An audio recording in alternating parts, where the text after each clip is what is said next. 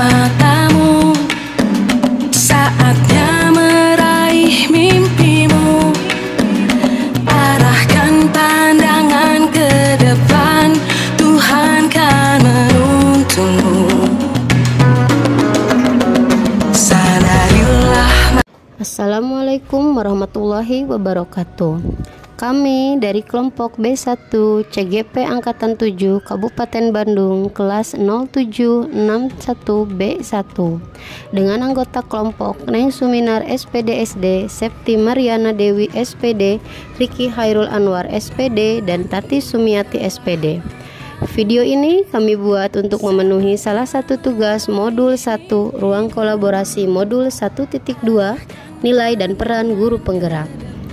Ucapan terima kasih kami sampaikan kepada pengajar praktik Ibu Atin Tresna Septiana SPD dan juga fasilitator kami Ibu Rina Mariana SPD.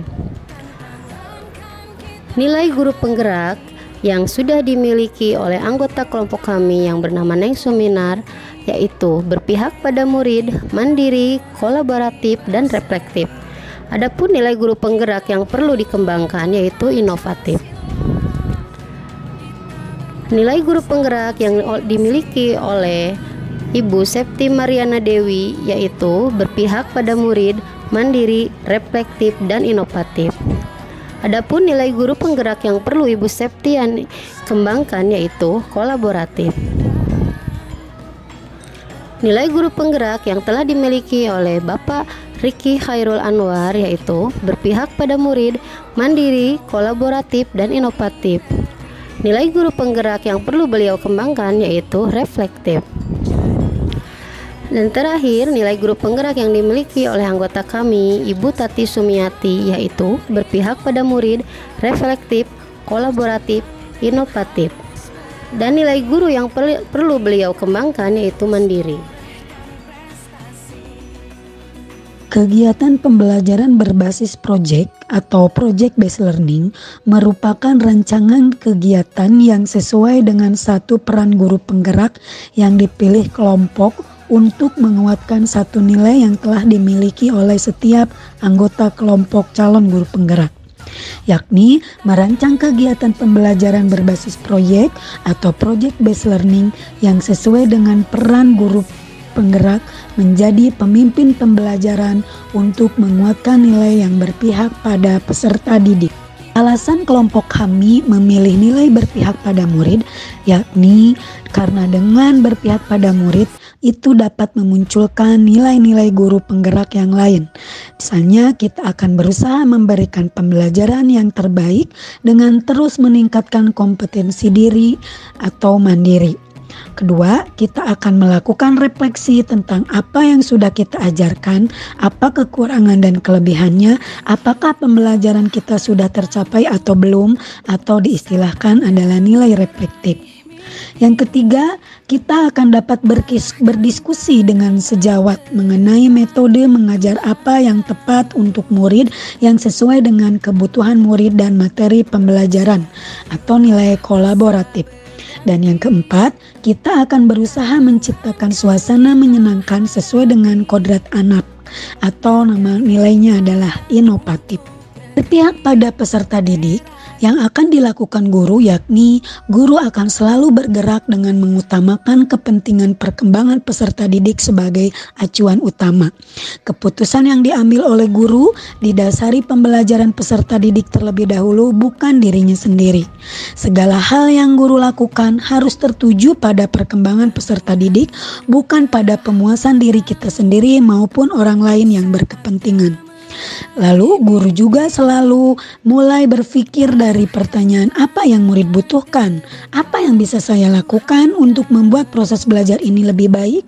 Nilai yang utama dan penting sesuai dengan filosofi utama dari Ki Hajar Dewantara, yakni menekankan pada pemusatan orientasi pendidikan pada murid, serta kita akan dapat mengutamakan keberpihakan pada murid adalah pedoman perilaku yang utama. Menjadi pemimpin pembelajaran, kita akan mampu berperan sebagai pemimpin yang berorientasi pada peserta didik dengan memperhatikan segenap aspek pembelajaran yang tentunya mendukung tumbuh kembang peserta didik. Kemudian mampu mendorong atau well-being, dapat menyenangkan, menciptakan ekosistem pendidikan sekolah, yaitu kondisi yang dapat membuat peserta didik nyaman untuk belajar, memenuhi kebutuhan belajar peserta didik, dan menciptakan lingkungan yang kondusif. Serta kita akan menjadi seorang pemimpin yang menitik beratkan pada komponen yang terkait erat dengan pembelajaran seperti kurikulum, proses belajar mengajar, asesmen, pengembangan guru, serta komunitas sekolah. Pembelajaran berbasis proyek yakni kegiatan pembelajaran yang menggunakan proyek atau kegiatan sebagai proses pembelajaran untuk mencapai kompetensi sikap, pengetahuan, dan keterampilan. Penekanan pembelajaran terletak pada bagaimana aktivitas-aktivitas peserta didik untuk menghasilkan produk dengan menerapkan keterampilan meneliti, menganalisis, membuat, sampai dengan mempresentasikan produk pembelajaran berdasarkan pengalaman nyata. Selain itu, pembelajaran berbasis proyek juga dirancang untuk memberikan pengalaman belajar yang berkualitas, interaktif, dan konstekstual, sehingga guru diharapkan dapat menyelenggarakan pembelajaran yang interaktif, inspiratif, menyenangkan, menantang, memotivasi peserta didik untuk berpartisipasi aktif, dan memberikan ruang yang cukup bagi prakarsa, kreativitas, kemandirian sesuai bakat, minat, dan perkembangan fisik serta psikologis peserta didik. Adapun standar pembelajaran berbasis proyek dapat dilakukan dengan 7 praktik dengan tujuan pembelajaran, pengetahuan, kunci pemahaman keterampilan. 1. Berpatokan pada standar. 2. Mendesain dan merencanakan. 3. Keterlibatan dan bimbingan. 4. Menilai pembelajaran siswa. 5. Membangun pembelajaran siswa secara bertahap. 6. Aktivitas yang terorganisir. 7. Membangun kultur atau budaya. Karakteristik pembelajaran berbasis proyek. Yang pertama, pelaksanaannya bermula dari masalah atau keinginan pribadi atau yang dimiliki secara kolektif. Dari permasalahan yang ditemukan, lalu dibuat sebuah perencanaan proyek untuk menemukan solusi dari masalah tersebut. Yang kedua, melibatkan riset sesuai dengan topik agar dapat menentukan masalah dan penyelesaian yang tepat. Dalam tahap ini, peserta didik melakukan penelitian sesuai dengan proses yang sudah dirancang untuk mendapatkan informasi, melakukan evaluasi, dan melihat kembali apakah riset yang dilakukan sudah sesuai dengan rencana sebelumnya. 3. Diadakan untuk mencari solusi yang bertujuan untuk menyelesaikan suatu masalah. Pemecahan masalah yang didapat menjadi hasil pembelajaran yang dapat dipertanggungjawabkan. 4. Menggunakan kerangka kerja yang berisi masalah yang dirasakan, tantangan seperti apa yang ditemukan, lalu kesempatan dan bagaimana cara menyelesaikannya.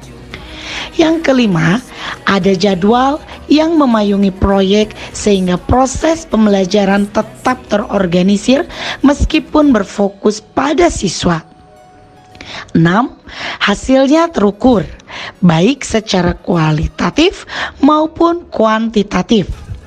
Dan karakter pembelajaran berbasis proyek yang ketujuh, dilakukan evaluasi setelah proyek selesai agar kedepannya hasilnya bisa digunakan kembali atau diperbaiki. Nah, inilah gambaran dari langkah-langkah pembelajaran berbasis proyek. Adapun langkah-langkah pembelajaran berbasis proyek, yang ke-1, penentuan topik proyek. Guru bersama dengan peserta didik menentukan tema atau topik proyek. 2. Perancangan langkah-langkah penyelesaian proyek.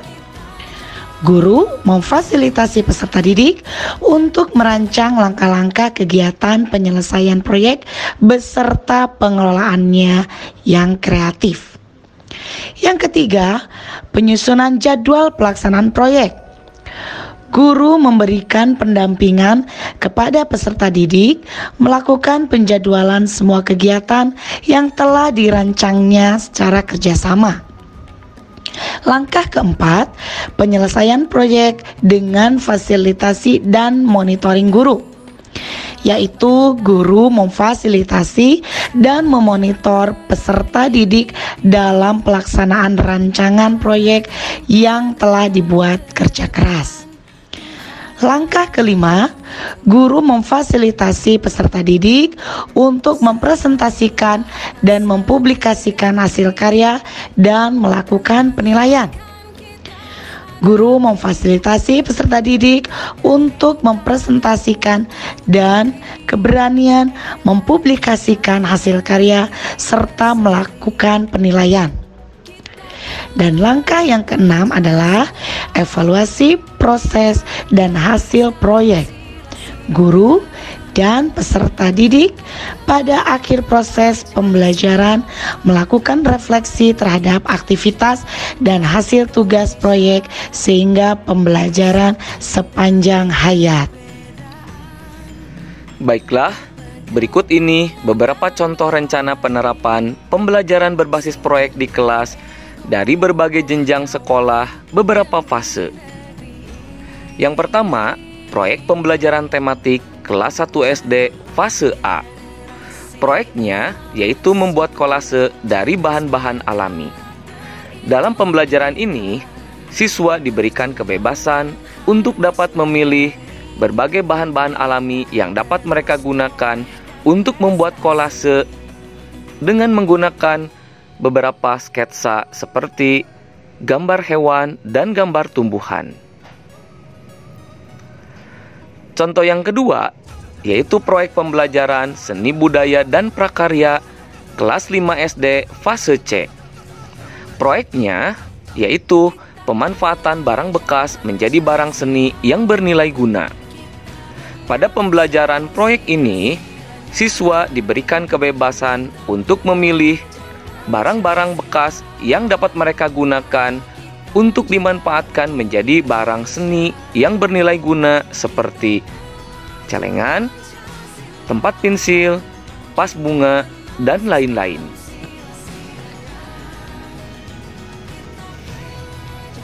Contoh rencana penerapan pembelajaran berbasis proyek berikutnya, proyek pembelajaran seni budaya dan prakarya kelas 6 SD fase C.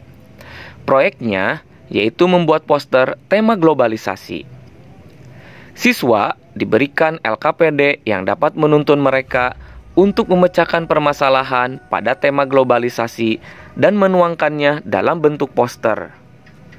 Siswa diberikan kebebasan di dalam membuat poster menggunakan tulisan, gambar, atau lukisan sendiri secara manual, atau siswa diberikan kebebasan juga di dalam membuat poster dalam bentuk digital.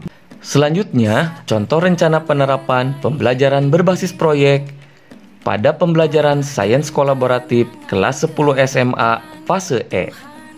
Pada pembelajaran ini, siswa membuat produk berupa hand sanitizer alami dan obat herbal Simplicia sebagai bentuk alternatif solusi terhadap permasalahan yang mereka hadapi pada masa pandemi COVID-19, yaitu berupa pemanfaatan tumbuhan obat sebagai alternatif antiseptik cuci tangan atau hand sanitizer dan obat herbal atau Simplicia untuk meningkatkan imun tubuh.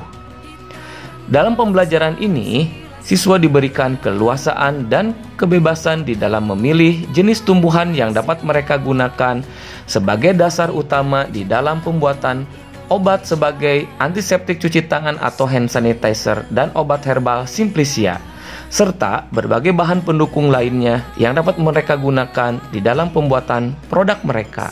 Baiklah, sekian pemaparan dari kelompok kami mengenai ruang kolaborasi modul 1.2 nilai dan peran guru penggerak berupa perancangan kegiatan pembelajaran berbasis proyek atau project based learning yang sesuai dengan peran guru penggerak menjadi pemimpin pembelajaran untuk menguatkan nilai berpihak pada peserta didik. Kami ucapkan terima kasih. Salam guru penggerak Indonesia Maju. Wabillahi taufiq wal hidayah. Alhamdulillahirabbil alamin. Wassalamualaikum warahmatullahi wabarakatuh.